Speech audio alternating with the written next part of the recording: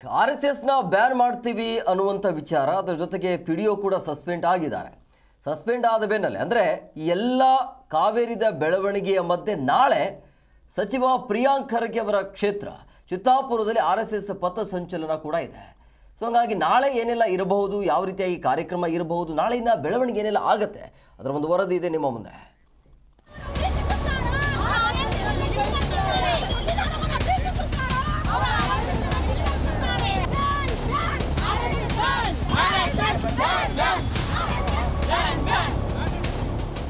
RSS ವಿಚಾರ ಸಚಿವ ಪ್ರಿಯಾಂಕ್ ಖರ್ಗೆ ಅವರ ನಡೆಯನ್ನ ಬಿಜೆಪಿ ನಾಯಕರು ಖಂಡಿಸುವ ಮೂಲಕ ಕಲಬುರಗಿಯಲ್ಲಿ ಪೋಸ್ಟರ್ ಅಭಿಯಾನ ನಡೆಸಿತ್ತು.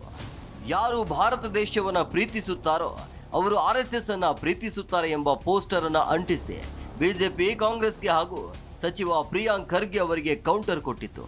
ಇದಕ್ಕೆ ಪ್ರತಿಯಾಗಿ ಕಲಬುರಗಿಯಲ್ಲಿ ಕಾಂಗ್ರೆಸ್ ಮಹಿಳಾ ಘಟಕದ ಕಾರ್ಯಕರ್ತೆಯರು ಯಾರು ಭಾರತ ದೇಶವನ್ನ ಪ್ರೀತಿಸುತ್ತಾರೋ ಅವರು ಸಂವಿಧಾನವನ್ನ ಪ್ರೀತಿಸುತ್ತಾರೆ ಅಂತ ಪೋಸ್ಟರ್ ವಾರ್ ಮೂಲಕ ತಿರುಗೇಟು ನೀಡಿದ್ರು.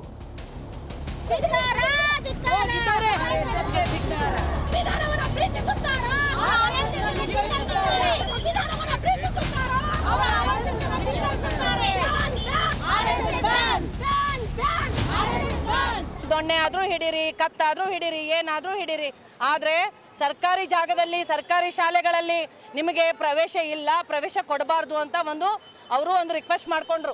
ಆ ಮಾತನ್ನು ನೀವು ತಿರುಚಿ ಮರುಚಿ ಅದಕ್ಕೆ ಏನೇನೋ ಒಂದು ಹುಟ್ಟು ಹಾಕಿ ಇವತ್ತು ಪ್ರಿಯಾಂಕ್ ಖರ್ಗೆ ಸಾಹೇಬ್ರ ಹೆಸರು ತಗೋತಾ ಇದ್ದೀರಿ. ಇದು ಯಾರೂ ಒಪ್ಪಂಗಿಲ್ಲ, ಇದು ದೇಶ ಕೂಡ ಇವತ್ತು ಖಂಡಿಸ್ತದ.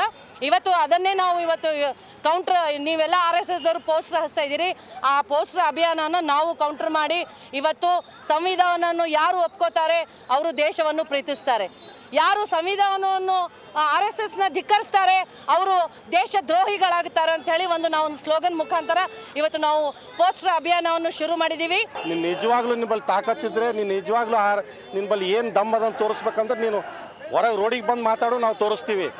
RSS ಬ್ಯಾನ್ ಅಂತೇನು ಪ್ರಿಯಾಂಕ್ ಖರ್ಗೆ ಅವರು ಘೋಷಣೆ ಮಾಡಿದ್ದಾರೆ.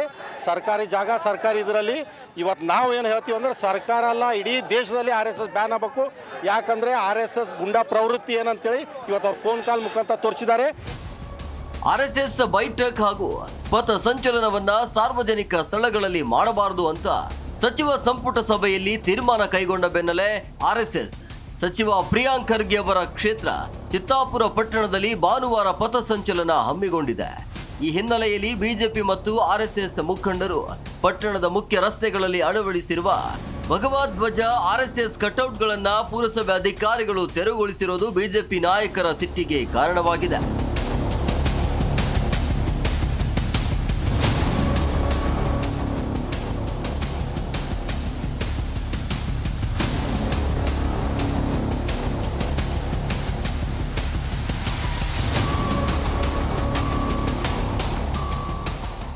ಆದರೆ ಅಧಿಕಾರಿಗಳು ಮಾತ್ರ ಪರವಾನಗಿ ಪಡೆಯದೆ ಹಾಕಿರುವ ಕಾರಣ ತೆರವುಗೊಳಿಸಿದ್ದೇವೆ ಅಂತ ತಿಳಿಸಿದ್ದಾರೆ. ಈ ಕುರಿತು ಹಾಸನದಲ್ಲಿ ಮಾತನಾಡಿದ ಬಿಜೆಪಿ ಶಾಸಕ ಮಾಜಿ ಸಚಿವ ಸುನೀಲ್ ಕುಮಾರ್ ರಾಜ್ಯ ಸರ್ಕಾರದ ವಿರುದ್ಧ ವಾಗ್ದಾಳಿ ನಡೆಸಿದ್ದಾರೆ. ಈ ಸರ್ಕಾರಕ್ಕೆ ಕಣ್ಣು ಕಾಣೋದಿಲ್ಲ, ಕಿವಿಯೂ ಕೇಳೋದಿಲ್ಲ, ಇದೊಂದು ಬಾಯಿ ಬಡುಕ ಸರ್ಕಾರ ಅಂತ ಆಕ್ರೋಶವನ್ನ ವ್ಯಕ್ತಪಡಿಸಿದ್ದಾರೆ. ನಿರ್ಲಜ್ಜ ಸಚಿವ, ಇಲಾಖೆನಲ್ಲಿ ಏನನ್ನೂ ಮಾಡ್ಲಿಕ್ಕಾಗಿಲ್ಲ, ಆ ಕಾರಣಕ್ಕೆ ವಿನಾಕಾರಣವಾಗಿ RSS ಅನ್ನು ಹೇಳ್ತರುವಂಥ ಪ್ರಯತ್ನ ಮಾಡ್ತಾ ಇದ್ದಾರೆ. ಯಾರಿಗೆ RSSನ ರುಚಿ ಗೊತ್ತಿದೆಯೋ ಅವರಿಗೆ ಅದರ ಅನುಭವ ಬರುತ್ತೆ. ರುಚಿಯೂ ಗೊತ್ತಿಲ್ಲ, ಅನುಭವ ಗೊತ್ತಿಲ್ಲ ಇರುವಂಥವ್ರು ಅಪ್ರಬುದ್ಧತೆಯಿಂದ ಮೂರ್ಖತನದಿಂದ ಮಾತಾಡ್ತಾ ಇದ್ದಾರೆ. ಹಾಗಾಗಿ ಪ್ರಿಯಾಂಕ ಖರ್ಗೆಯ ರೂಪದಲ್ಲಿರುವಂಥ ಅಪ್ರಬುದ್ಧರಿಗೆ, ಮೂರ್ಖತನದಲ್ಲಿರೋರಿಗೆ ನಾನು ಇನ್ನು ಪ್ರತಿಕ್ರಿಯೆಯನ್ನು ಕೊಡೋದು. ಈಗ RSSನ ಹತ್ತಿಕ್ಲಿಕ್ಕೆ ಆಗೋದಿಲ್ಲ. ಕೊರೋನಾ ಸಂದರ್ಭದಲ್ಲಿ ಮನೆಗಳಲ್ಲಿ ಶಾಖೆ ನಾವು ಮಾಡಿದ್ವಿ.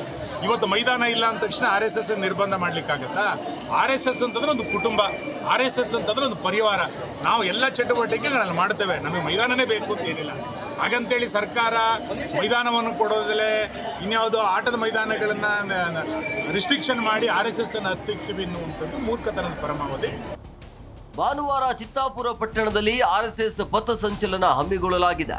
ಸಚಿವ ಪ್ರಿಯಾಂಕ್ ಖರ್ಗೆ ಅವರ ಕ್ಷೇತ್ರದಲ್ಲಿ ಪಥ ಸಂಚಲನ ನಡೆಯಲಿದ್ದು, ಇದಕ್ಕೆ ತಾಲೂಕು ಆಡಳಿತ ಪರವಾನಗಿ ನೀಡಲಿದೆಯೇ ಎಂಬುದನ್ನು ಕಾದು ನೋಡಬೇಕು. Siddu Satihal, G Kannada news, Kalaburagi.